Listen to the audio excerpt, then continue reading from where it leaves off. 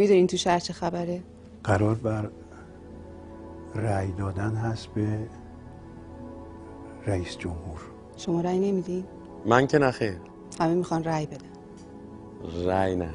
ما هر 4 سال یه بار این فرصت رو داریم که تاثیر بذاریم روی سرنوشتمون. اولین شرط وجودی انسان‌های متمدن رأی دادن. رأی دادن به نظر من یک حق نه امتیاز و من این حق رو تا پایان استفاده میکنم ازش. فکر میکنم که باید رأی بدیم. فکر میکنم که وطنمون، مملکتمون خونمونه، روحمونه، نفسمونه، عشقمونه، همه چیزمونه. از زمان دکتر مصدق تا امروز هر وقت مردم کنار کشیدن ما به ذلت افتادیم. آمار نشون میده ماهایی که تو دور دوم قهر کردیم و پای صندوقا نرفتیم تعدادمون از اونا که به احمدی نژاد رأی دادن بیشتر بود. امسال همه رأی میدیم برای اینکه یه بار این اشتباه رو کردیم و نتیجه‌اش رو دیدیم. با هر کس که تماس داشتم در این 4 سال گذشته صدمه دیده، یعنی لطمه خورده از این ناکارآمدی مدیریتی که متاسفانه بر ما حاکم شده. آقا نمیخوام رأی بدم.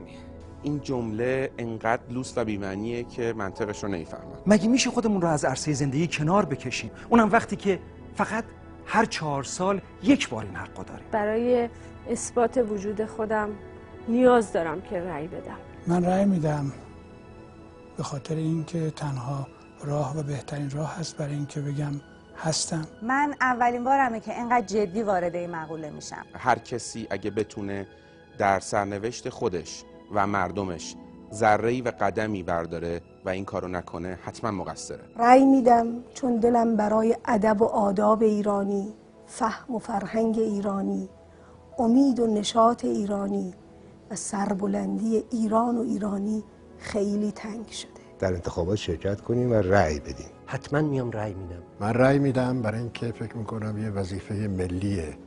برای یه سریا میخوان رأی بدن، یه سریا نمیخوان بدن. من خودم مثلا جز اون دسته‌ای ام که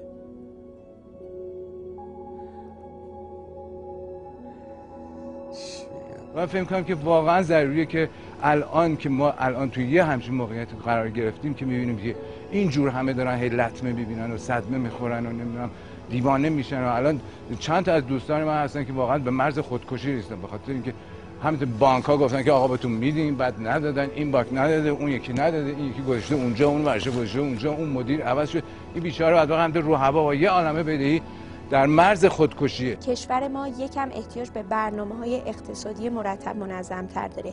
یکم ما باید سعی کنیم که یه کاری کنیم که تو کشورمون دیگه فقیر نباشه، تو کشورمون آدم نیازمند نباشه. به خاطر تعرض آشکاریه که در 4 سال گذشته به اعتقادات و منش حرفه‌ای ما وارد شد. هیچگاه اندازه هنرمند رو و اندازه اهل فرهنگ رو انقدر کوچیک و حقیر ندیدم. نمیدونم چی؟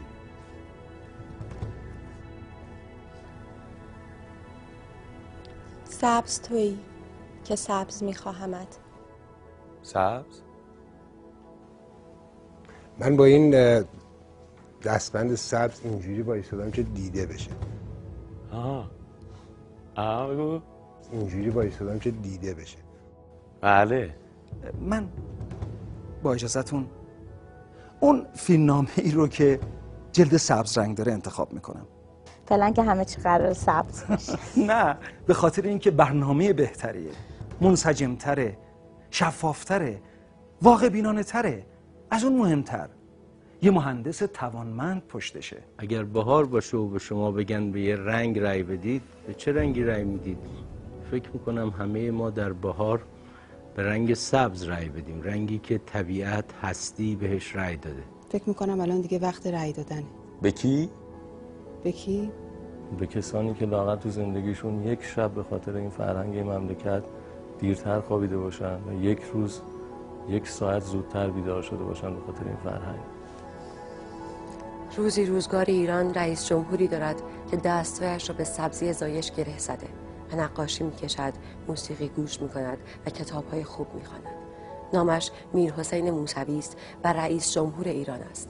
چه باشد چه نباشه. به میر حسین موسوی سید سبز انتخابات رأی میدم. به میر حسین موسوی رأی میدم. به میر حسین موسوی رأی میدم. به آقای موسوی رأی میدم. بهترین انتخاب در حال حاضر میر حسین موسوی. به میر حسین موسوی رأی میدم. آقای موسوی مناسب ترین کسی هستن که فکر میکنم برای نجات آیندم. برای خودمون بیاد به میر حسین موسوی رأی. من به آقای میر حسین موسوی رأی میدم. و به آقای موسوی رأی میدم. میر حسین موسوی. آقای میر حسین موسوی. حتما به مهندس موسوی رأی. مهندس موسوی. آقای میر حسین موسوی. به میر حسین موسوی رأی میدم. من شخصا به میر حسین موسوی رأی میدم. من به آقای میر حسین موسوی رأی میدم. به آقای مهندس موسوی رأی میدم. به مهندس موسوی رأی میدم. به میر حسین موسوی رأی میدم. میر حسین موسوی از این نظر مهمه توی این کاندیداتوری ما که ایشون اهل عمله، یعنی میدونه که چجوری یک ایده‌ای رو اجرا بکنه و به مرحله ساخت برسونه. ما در دوره موسوی 8 سال جنگ داشتیم. قیمت نفت اینقدر نبود. جامعه هم درگیر جنگ داخلی بود، هم درگیر جنگ با عراق بود. ما تحریم هم بودیم. ولی همه مردم، همه نسل‌های من یادشونه هیچ کس نبود بگه سر سفره من نون نیست، برنج نیست، روغن نیست، چای نیست. یک هنرمند معنی مسئولیت رو به زیبایی میفهمه و وقتی به زیبایی فهمید قطعاً با مسئولیت همراهه. خب به نظر من ما 3 تا گزینه بیشتر نداریم. یکی اینکه به دولت فعلی رأی بدیم، خنده داره. یکی اینکه رأی ندیم که مثل این میمونه که به دولت فعلی رأی بدیم، یعنی حتما از شرایطمون راضی بودیم که رأی ندادیم. و گزینه آخر اینه که رأی بدیم. خب به نظر من بهترین کس برای اینکه بهش رأی بدیم میر حسین موسویه.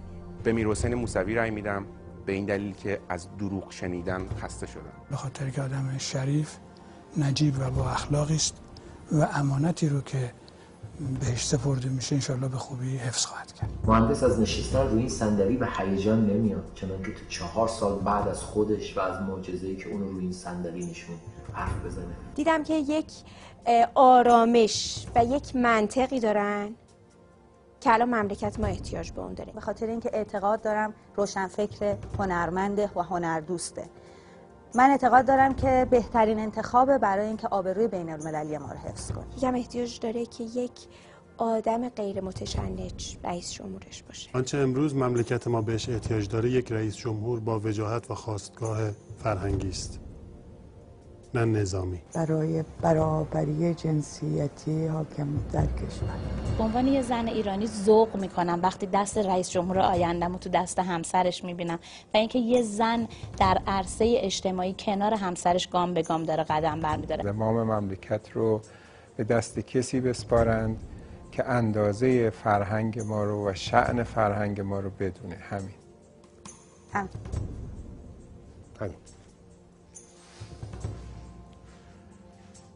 من برای رأی دادنم یک تعریف دارم: آزادی در حوزه اندیشه، منطق در حوزه گفتار، قانون در حوزه عمل.